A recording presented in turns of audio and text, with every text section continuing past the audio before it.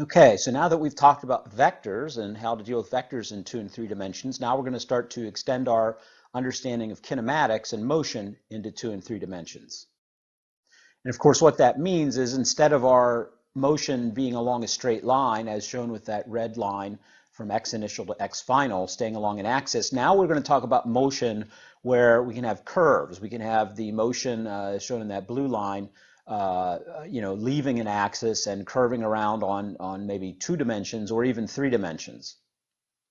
Means is that now as our object can leave the axis, the straight axis, and move in 2 or 3 dimensions, the velocity vector and the acceleration vector now do not have to lie along the same axis. They can lie in different directions altogether. And as we see the Volkswagen Beetle here take a turn, we notice that its acceleration points in a direction that is not in the direction of the velocity or even against the direction of velocity. And so it's a little more complicated, but we will make sense of this as we go along. Now, as we move into talking about motion and kinematics in 2 and 3 dimensions, more generally, the position of a particle can be described by a position vector that we're going to call r. If you remember, we used x for the position when we were dealing with one-dimensional motion, or y if we were dealing with something along the y-axis. But we used simply the dimension or the axis of the dimension we were along. Now that we're having more than one dimension involved, we switch to a notation where the position of the particle is indicated with vector r. And as you can see here, vector r is going to be some amount x in the I direction plus some amount y in the j direction plus some amount z in the k direction. In other words, when the object is at position x, y, z, at those coordinates, it will have a position vector pointing from the origin to xi plus yj plus zk. And the displacement of a particle is the change of the position vector during a certain amount of time. So delta r, as we see in the box in the yellow, delta r will be equal to r2 minus r1, where r2 is the position at some later time 2, and r1 is position at some earlier time 1. So r2 minus r1 represents the change in position or the displacement. So where we use delta x in one dimension to stand for displacement, now we use delta r. And so by taking the difference in two vectors, if you recall, when we take the difference of two vectors, what we do is we take the x-coordinate of vector 2, we'd subtract the x-coordinate of vector 1, or in other words, the I-component of vector 2 minus the I-component of vector 1. And that becomes the I-component for our result, or our displacement vector. We do the same sort of thing with the y-coordinate and the z-coordinate, or the j and k unit directions, and we end up with our displacement vector, again being the subtraction of these two position vectors. And likewise, our definition for velocity remains mostly the same, except that now that we're dealing with motion in 2 or 3 dimensions, our displacement vector is now delta r. So that means our average velocity vector, which is displacement over time, the average velocity here can be written as delta r over delta t, or the displacement vector for the change in position that occurs in the 2 or 3 dimensions that we're dealing with, divided by the amount of time, or the elapsed time for that change to occur. As we know, as we use our limits, as we take the limit as delta t approaches 0, that is, as delta t, that time period where the position is changing, if that time period shrinks to a single point in time, infinitesimally small, the average velocity will also approach the instantaneous velocity. And so if we have an expression, r of t, we have an expression for the displacement of a particle with respect to time, and we have an equation for that, for example, then we would take the derivative of that position vector with respect to time, the first derivative, and we would end up with the instantaneous velocity. Okay, the direction of the instantaneous velocity of a particle is always going to be tangent to the particle's path at the particle's position. In other words, if we plot out the the object's path, or particle's path as it moves through space and time, and we consider some point along that path, the velocity at that point is always going to be tangent to that path at that point. We'll see this in an example here in a minute. And likewise, our definition for average acceleration, is still change in velocity over change in time. So nothing much has changed there, except that we're dealing with velocity vectors now that could have 2 or 3 dimensions. And so as we shrink delta t to 0 again, in the limit, we end up with the instantaneous acceleration being equal to dv dt. So sometimes we will deal with problems where the velocity here may be changing with respect to time in such a way that acceleration with respect to time is not 0 or is not a constant. But many times the instantaneous acceleration and the average acceleration will be the same thing, because we're going to deal with a lot of situations that are constant acceleration kinematics. However, again, as I mentioned, sometimes we may find the acceleration with respect to time is not a constant, and you may be wondering what the derivative of the acceleration with respect to time is called. So if we took dA dt, for example, that's actually a physical quantity called the jerk. And we're not going to really talk about that too much in our course, but it's important for you to realize that we could have some homework problems and some example problems where the acceleration is not constant. It's just most of the time we will. And so if we have constant acceleration, keep in mind, as we discussed with our kinematic equations in the previous chapter, that means that the average acceleration and instantaneous acceleration would be the same if we have a constant acceleration. Now, as we continue along, as always, oftentimes an example is the best way to make sense of this. Sometimes the actual definitions, as I go through the definition, it may seem a little confusing to you, but when you see an example, then hopefully it starts to fall into place. So here we have an example of a displacement question in 2 dimensions. It says a man walks 40 meters to the east, then he walks 50 meters north, and turns and walks 15 meters west. A says, what distance did the man walk? And then in part B of the question, it asks, what is the man's displacement from his original position? So again, the first thing we always do in a problem like this is we've got to get our verbal description of the problem into our mind, and we have to understand what it's saying to us. And so one of the best ways to do that, a very important way to do that, is by drawing a simple sketch. It doesn't have to be fancy. Of course, I'm using the computer here, so I use the drawing program in the computer here. But basically, you draw yourself a little sketch, something like this perhaps. Again, this problem talks about north and west and east, so we're dealing with, as far as we know, pretty much a standard north, south, east, west type of a coordinate system, which you should be familiar with from living everyday life, hopefully, in your previous education in school. And typically when we do this, we would take the x-axis and line it up with west-east, and we would take the y-axis and line it up with north-south. Doesn't have to be done that way, but that's oftentimes the way we would set this up. So as I draw my sketch here, as I think about the motion, what I would do is I would start to sketch and draw, okay, the man walks, well, we'll have him start from the origin. Did they tell us he started from the origin? No, but why not have him start from the origin, right? That's the simplest place to have him start. Usually we want to do things the simplest way possible. So I'll have him start here at the origin. He walks 40 meters east, and so I kind of sketch that out. Then he walks 50 meters north, so I kind of sketch that out. All right? And then he walks 15 meters back to the west. So pretty much what I'm doing here initially is I'm sketching out the path that the man walks on. And that's pretty simple to see. It's, east, followed by north, followed by west. And so his change in position, he started here and he ends up here. So that blue vector represents the displacement vector, right? His position vector was a 0 vector, it was right at the beginning of the coordinate system. And then his distance, or his position, excuse me, when he's at the end of the problem, it's an arrow, a vector that points up here to his final position. So the blue arrow in this diagram represents the displacement. Part A of the question, though, asks what distance did the man walk? And the distance he walks, of course, is just the sum of the different path lengths that he walks upon. He walked 40 meters, then he walked 50 meters, then he walked 15 meters. So as far as the wear and tear on his shoes, maybe he's wearing a pair of sneakers of some sort. So the wear and tear on his sneakers was about 105 meters. in the case of wear and tear in your sneakers or your shoes, nature doesn't really care what direction you're walking, it just cares about the distance. And so he put 105 meters of wear and tear on his shoes here in this problem, and that's the distance he walked, right? Distance. Now notice the second part, part B, says what's the man's displacement from his original position. So when we talk about displacement, remember displacement is now delta R, or the change in position. And so his change in position was, well, he started at position here. He started at position 0, 0 in the coordinate system, right?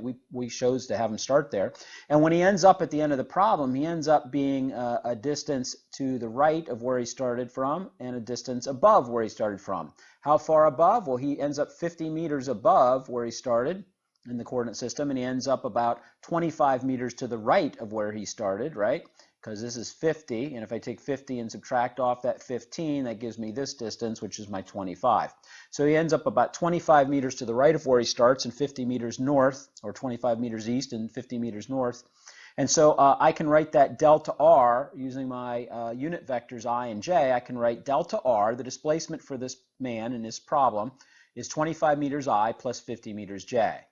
Okay, at that point, that's his displacement.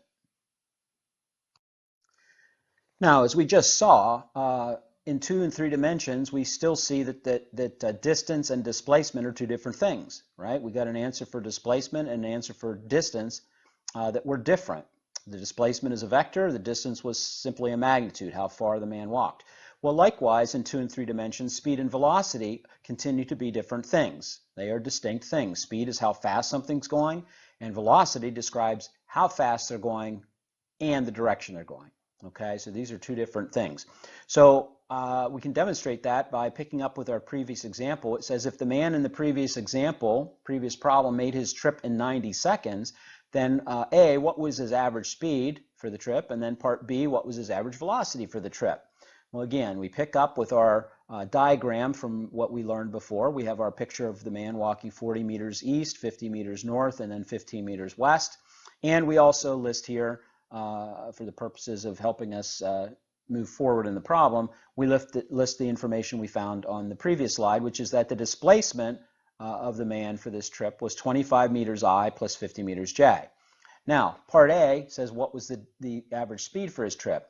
To get the speed, if you recall, we take distance over time. And so here we simply take the distance that he walked, 105 meters, we divide by the 90 seconds that it took, and we end up with our answer of 1.17 meters per second. 1.17 meters per second means that's the average rate as he bebops along this path here and walks, takes his walk. As he walks along that path, on average, the air is kind of moving past him. If he's walking through steady air, imagine him walking on a day where the air's not blowing, his motion through the air causes the air to kind of blow through his hair at an average speed of about 1.17 meters per second. So that's kind of his average progress through the air as he walks. Now, part B says what was his average velocity. And to get his average velocity, we take delta R over delta T. In other words, the displacement over the time. Now here, we know the delta R vector. And so it turns out, since delta T is a scalar, right, delta T has a size, but it doesn't have a direction. It doesn't point east, west, north, or south. When we take delta R and we divide it by delta T, we do not change the direction of delta R. In other words, we can take that each component of R, delta R, and divide it by the time to get the average velocity along that dimension. So the average velocity in the x direction here would be 25 meters divided by 90 seconds, or about 0.278 meters per second. And then we take the 50 meters from the displacement vector, and we say, well, he moved the displacement of 50 meters in the y direction, or j direction, divided by 90 seconds, and we get about 0.555 meters per second for the average velocity in the y direction. And so at this point, if the problem didn't specify how to answer, we could be completely done right there where that yellow box is, or that yellow bold, where I put that box around the average velocity. They just asked for the average velocity, and velocity is a vector. So I can specify the vector as either magnitude direction form, right? I can specify a vector that way, but I can also specify it in a vector component form. And so either one of those forms is complete.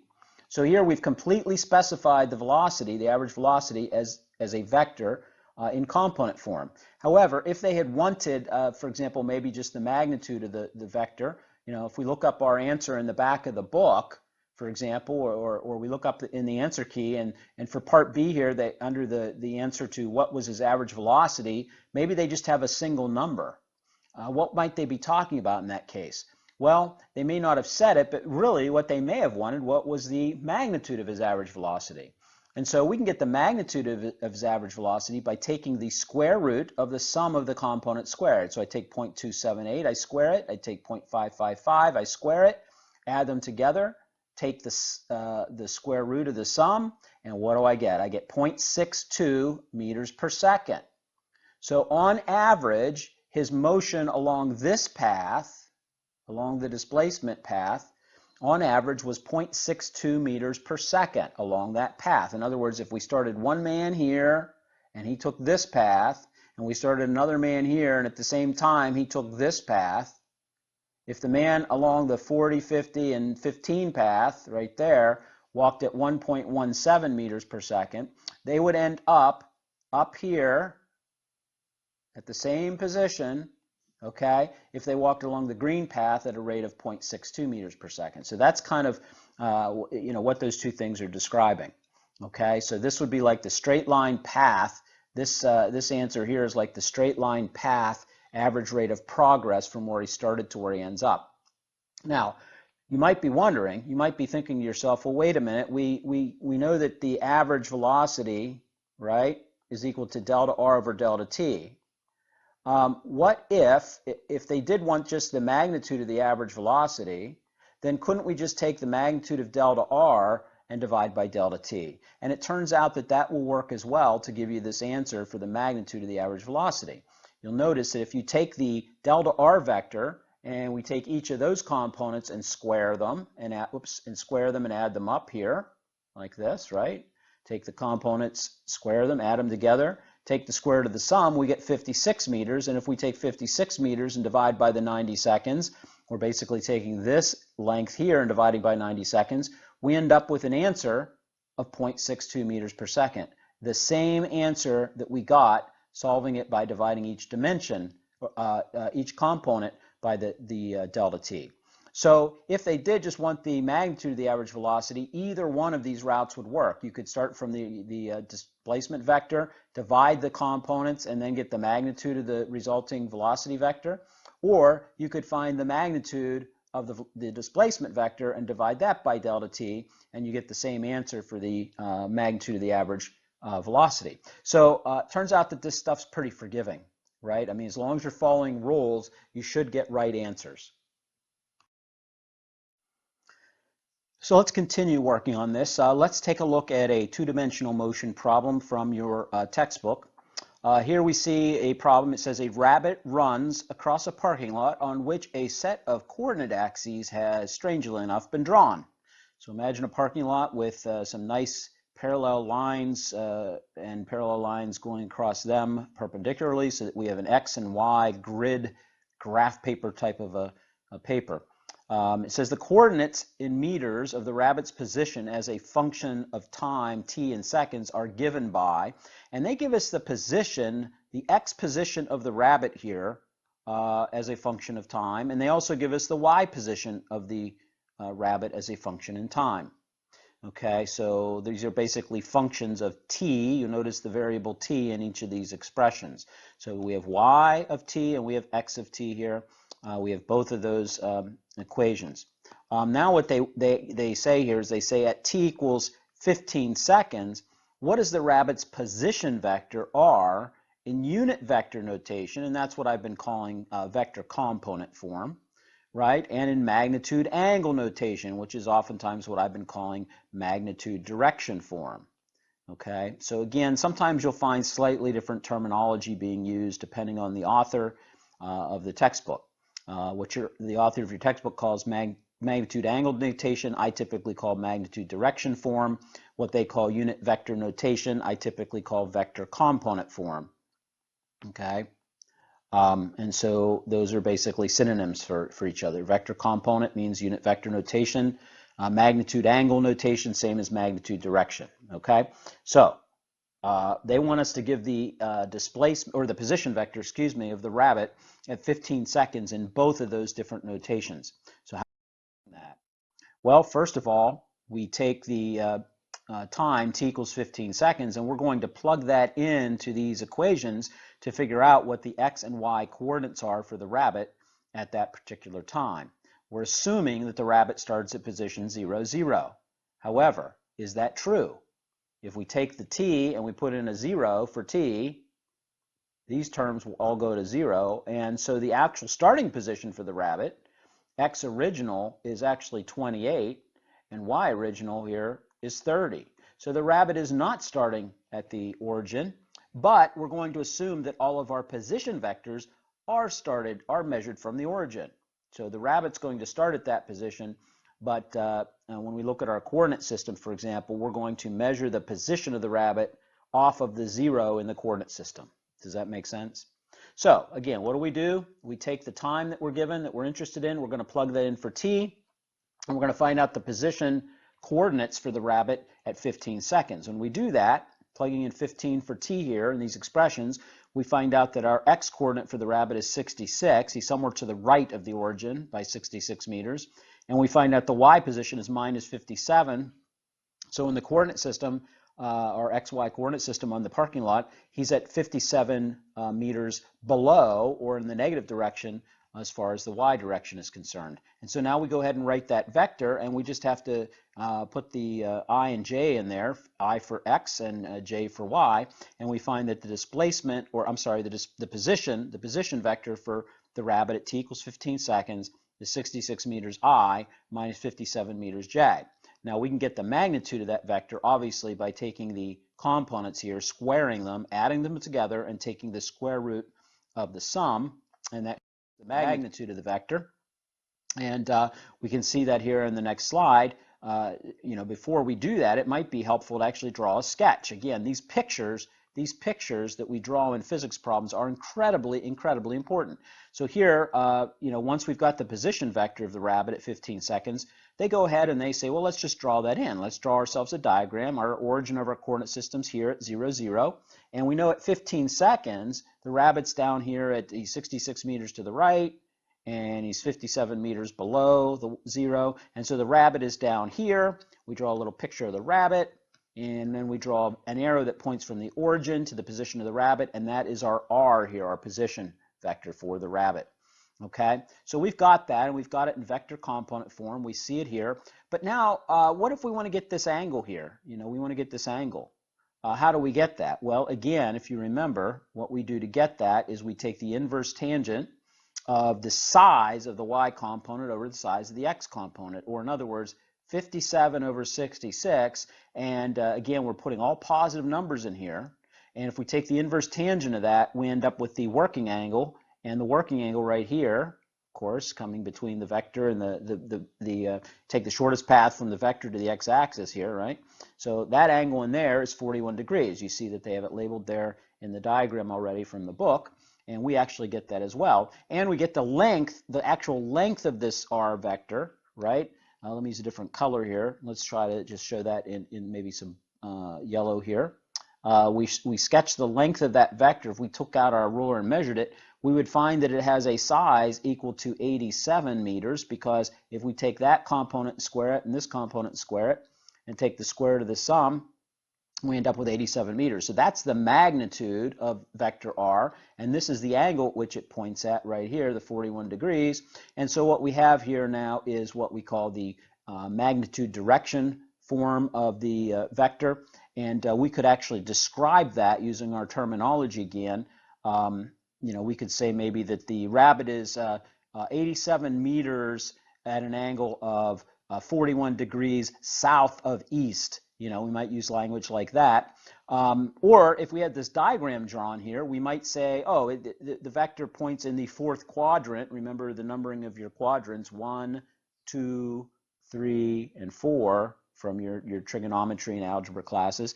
You could say, well, the vector's in the fourth quadrant, and the angle between the vector and the x-axis is 41 degrees. That is, the working angle is 41 degrees. Or if you were a mathematician and you wanted to give the polar angle, you would come around off the x-axis, the positive x-axis, and come around counterclockwise, and therefore you would describe the angle as 360 degrees minus the 41 degrees, or, as shown here, 319 degrees.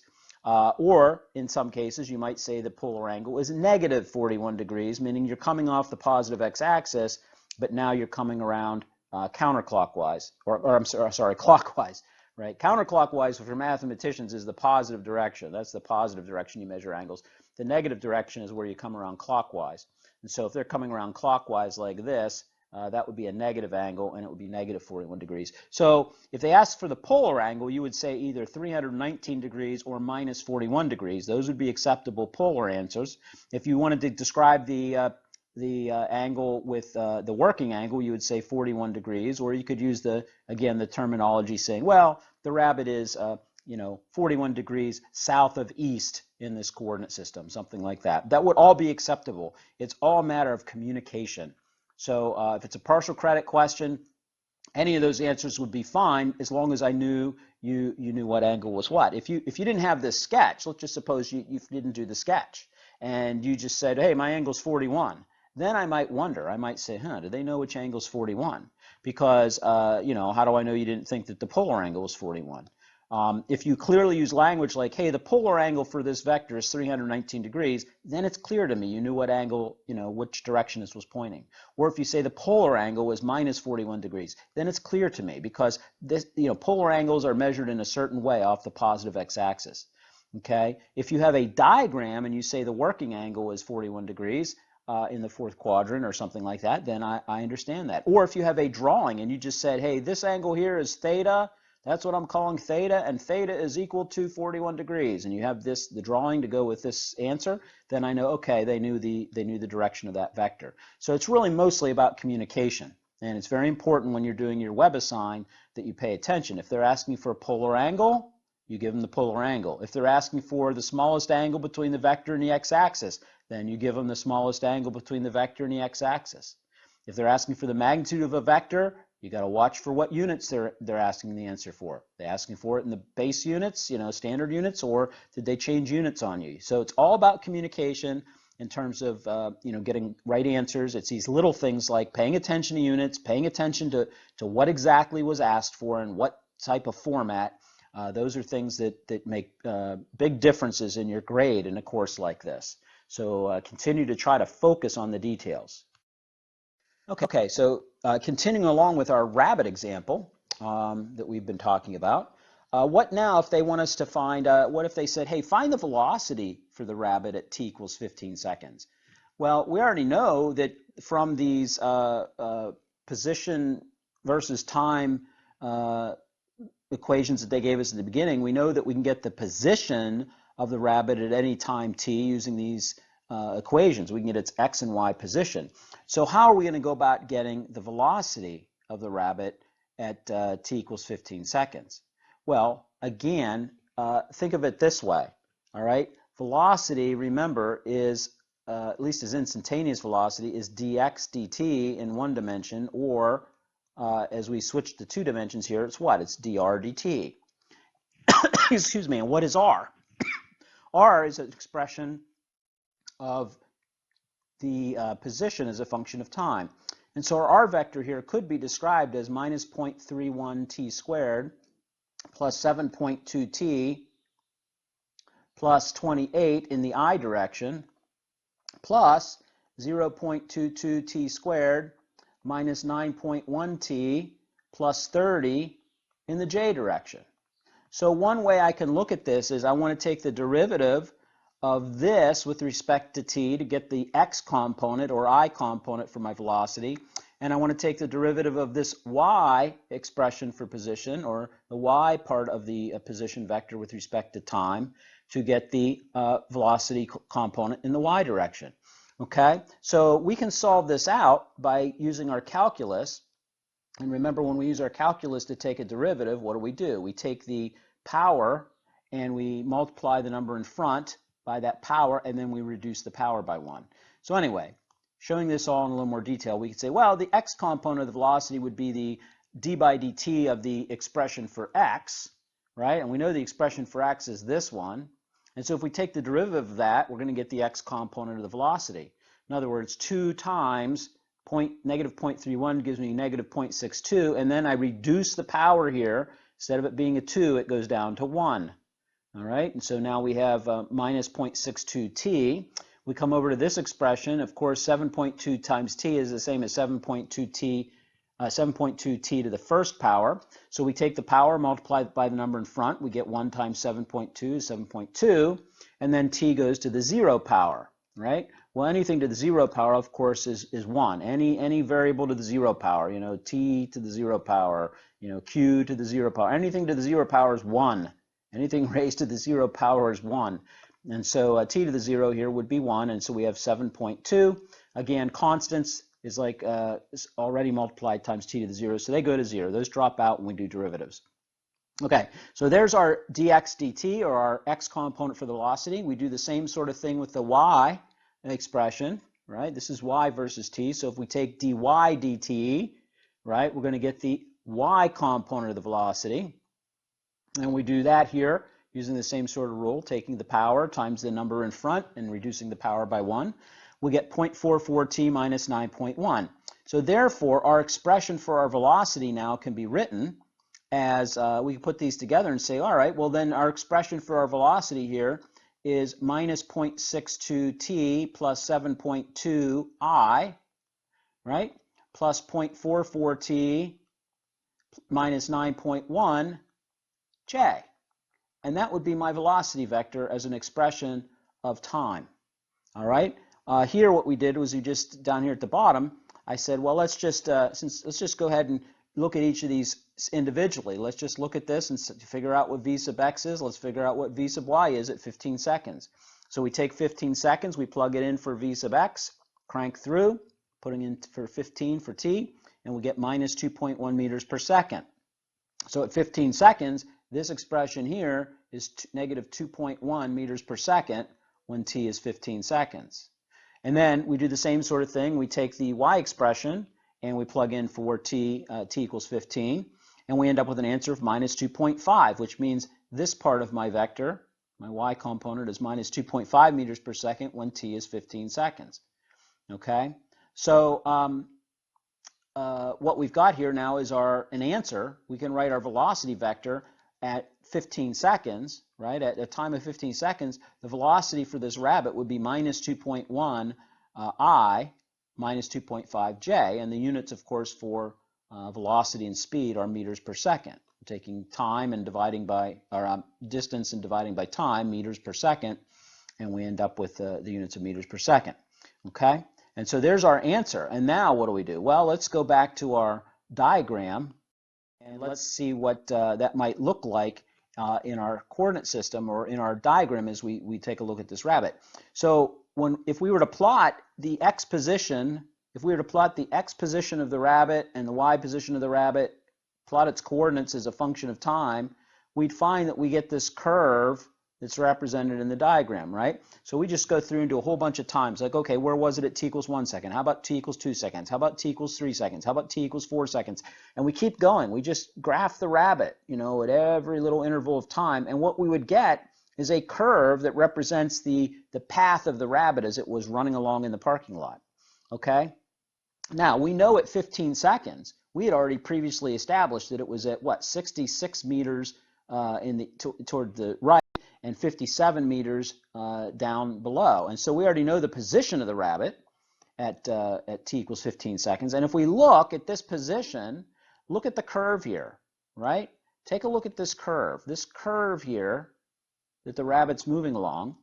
Our velocity vector now, if we say, well, the velocity at this particular time at 15 seconds is minus 2.1, minus 2.5, that's a little bit to the left here, right? They sketch that in. It's a little bit to the, it's in the negative y direction as well. And we put those together, vector v, the actual velocity of the rabbit here, is kind of down and to the left. And if we look, it's going to be exactly tangent, right? Tangent to the path.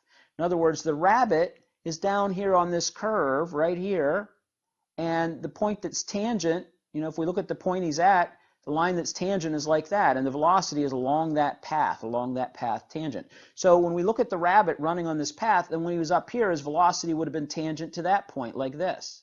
And when he was at this point, it would have been tangent to that point, which would have been like that. And maybe when he's over here, the velocity is going to be tangent to that path, which is like that, right? So you just look at the different tangents, an arrow that's along the direction of the path like that, okay? And so the velocity of something as it runs along like this rabbit, the velocity is always going to be tangent to its position or its path, its position path, okay, at any point in time. Okay, so we get that, and of course we can do some more fiddling around with that. We can say, well, let's figure out how fast the rabbit was really moving. How fast was at that moment at 15 seconds? How fast was the wind blowing by his ears? And so we can take the square root of the sum of the components squared. And again, remember, when you take a component and you square it, it's just going to turn positive anyway. So when you do these magnitude direction calculations, you're just using the size of these components, right? You just take 2.1, square it, take 2.5, square it, take the square root of the sum, you get the size of the velocity vector. It's 3.26 meters per second. Now, what if we wanted to get this angle? The angle the vector, the velocity is going. Again, our rule is we say, well, put your pencil on the vector and take the quickest route to the x-axis, right? In other words, this is, at any position you're considering, that's the x-axis kind of runs left and right. And so as we look at this particular rabbit when he's down here at this position, our working angle, our angle between the vector and the x-axis is this one here, right? So let's call that theta there, right? I'll just kind of sketch it in there in red as theta, and it's that angle right in there. And we're using our math that we've been learning, the way I've been teaching you to do vectors, you would just take the size of the y component over the size of the x component to get the direction of that vector, and then you have to take the inverse tangent. You take the inverse tangent of the size of the y component over the size of the x component, and that's going to give you your working angle, or the angle between the vector and the x-axis, the smallest angle. And so we do that here. We take inverse tangent of 2.5 over 2.1, and we find that theta here is 50 degrees. We find that the vector v, right, the vector v, which is right here, right, this vector v shown right there, is going to be at an angle of 50 degrees below the x-axis there. Okay? Now, if they wanted the answer in magnitude direction form and we had that diagram, we're done. We've given the magnitude of the vector, we've given its direction here, we've given a diagram, and we said, hey, that angle there is theta, and we've labeled in what theta is. So that's clear communication. On the other hand, if this was a problem in WebAssign, for example, and they said, hey, give the angle of the velocity vector for the rabbit in polar form. Well, now we have to be careful. In polar form here, we would have what? We'd have 180 degrees plus, 180 degrees plus our 50 degrees, which would be actually 230 degrees, right? So we could answer 230 degrees, or 180 degrees around this way and subtract the 50, 180 minus 50. We could also describe the angle as being 130 degrees in the negative direction. So we could answer minus 130 or positive 230, and either of those would be acceptable polar coordinate answers. So we have to be careful when reading questions in our homework and reading questions in tests. You have to pay attention. Is the angle they're asking here in the homework problem theta, as I show here? Is that the angle they're asking me to calculate, or do they want the polar angle? And in the case of the polar angle, of course, we know the answer would be much different. So again, communication and terminology, very important. Now, continuing along, now we have our expressions for our velocity components. All right, we have our expressions for the velocity in the x direction as a function of time, and we have our expression for the velocity in the y direction as a function of time. Again, we could put these together. Typically what we would do is, we might write the velocity vector like this. We would say, well, it's minus 0.62 t plus 7.2, and that's the velocity component in the I direction.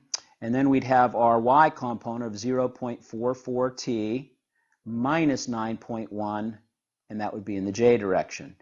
And there's what we would kind of show as our velocity vector. That would be how we would write the velocity vector for that rabbit. Right? That's the velocity vector for the rabbit for any time t. You just plug in the value of t, and you've got the velocity for the rabbit in meters per second in vector component form. Okay, we could do that. This part of the problem then says, hey, what would be the rabbit's acceleration at 15 seconds? Well, what's the acceleration? Remember the acceleration, to get that, we differentiate, or take the first derivative with respect to time of the velocity. So the x component of the velocity is going to be dv sub x dt, or in other words, the d by dt, first derivative, of the x component of the velocity. So we would take this part right here of the velocity vector and we differentiate it with respect to time, take the derivative, first derivative with respect to time, and what we get there is minus 0.62. Okay, to get the y component of the acceleration, we do the same thing. We would take the y component of the velocity, right? And we would say, well, let's take the first derivative of that, and we end up in this case getting 0.44. And so it turns out that in this particular case, when we put these together, we realize, look, the acceleration vector for this rabbit is minus 0.62, and what the units, of course, would be meters per second squared, right? Plus 0.44 meters per second squared in the j direction. In other words, the acceleration vector here is constant. It doesn't change. Notice there's no expression of t here or expression of t there. There's just numbers for the x and y parts of the acceleration. So this is an example of constant acceleration, right? Constant acceleration. The acceleration of this rabbit is not changing with time, okay? So again, we could write the acceleration vector out, and again, it would be in units of meters per second squared since it's an acceleration. Our velocity vector up here would, of course, if we wanted to add in meters per second for the units on each of these, we could do that. That's what the standard units for velocity would be. Okay, and we have our acceleration for the rabbit. Of course, sketching that in or looking at that, we find out, as we saw with that little animation of the Volkswagen Beetle driving around, we find that the direction of the rabbit, remember the rabbit at 15 seconds, he's actually running this way, right? We just had figured that out in the previous part. So his velocity is that way. But look at his acceleration. His acceleration is slightly to the left and up, right? So to the left and up gives me an acceleration vector here that's up and to the left. I've got an acceleration vector that points this way, right? Acceleration's that way while the velocity is a completely different direction. And that's okay. Velocity and acceleration are related, but they are not the same. So it's okay to have a velocity this way and an acceleration this way. That is perfectly okay. Okay, and that's what we have happening here. So we have a diagram for our acceleration. Again, how do we get the magnitude of the acceleration? We take the square root of the sum of the components squared. We square each component, add them together, take the square root of the sum, and we get the magnitude or the size of the acceleration. This rabbit, throughout the entire problem, is accelerating with a magnitude of 0.76 meters per second squared. That's his acceleration throughout the entire process in this problem. And what angle is he accelerating? He or she accelerating? Well, again, if we put our pencil, if we start with our pencil and we say, well, let's put our pencil on the vector here. There's vector A. Let me put my pencil on it. Quickest route to the x-axis or the horizontal direction is there. So if I call that theta, again, if I call that theta here, then my angle theta is going to be the inverse tangent of the size of the y component over the size of the x component, or 0.44 over 0.62 in this case. So again, the absolute value signs here are referring to the fact that we're using positive numbers. When I take the inverse tangent of that, I end up with 35.4 degrees. That means in this particular diagram, that theta value is 35.4 degrees. Well, again, what if they want the polar angle? The polar angle would be this angle, as they show in the problem, right? So that would be 180 degrees all the way around to here, right? Straight line spans 180 degrees. And then we subtract off the yellow part there, or the 35.4 degree angle. And what are we going to get? We're going to get about 144.6 degrees, I guess that is. Right, 144.6 degrees, which they round off in your diagram here in your book. They say, well, that's about 145 degrees. So that would be our polar angle. Typically, if the positive angles, smaller than 180 like that, you wouldn't give it as a negative angle. But if we wanted to give a negative angle for this, what would it be? Well, here we'd have 180 around this way, clockwise, and then add on our yellow part, so we'd have 180 degrees plus 35.4 degrees, which is going to be what? What is that? 215.4 degrees, or roughly 215 degrees. So again, and that would be negative. If we gave the angle that way in polar form, that would be a negative 215 degrees. So again, paying attention to what WebAssign might ask for, we might end up giving an answer of 145 degrees, or roughly 145 degrees, or we could say maybe minus 215 degrees if we thought that might be the better way to list it. But of course, that's typically not what we would do, because usually if this number, it's usually only if we get into larger numbers that we use the coming off the clockwise direction and use a negative angle. Again, typically the proper polar angle is coming off the x-axis in the counterclockwise direction, and that's considered the positive angle. And so we'd probably give an answer of 145 degrees. But I would accept, if you explain that you were giving the negative polar angle and you said it minus 215 degrees, I would still count that, because that would still be good, clear communication as to what you were talking about. But again, keys for communicating with partners in labs and science colleagues and engineering colleagues is mostly having your pictures. You've got to have pictures to indicate that match up with your work, so that people can see what you're doing and communicate well that way. It's just when we don't have good abilities to show pictures to each other, using systems like polar angles can come in handy as well, because there's only one way to measure those angles. Okay, so hopefully this is making sense, and I think for today we'll stop there for today, and you continue to practice this in your homework, in the WebAssign questions, and in your reading of your book. Look at the example problems. Continue to work at this. Generate questions that you have about how to do this, or things that aren't clear to you at this point. Come to class and ask about them, and we'll try to iron that stuff out. Okay, so keep working hard. We're making some progress here.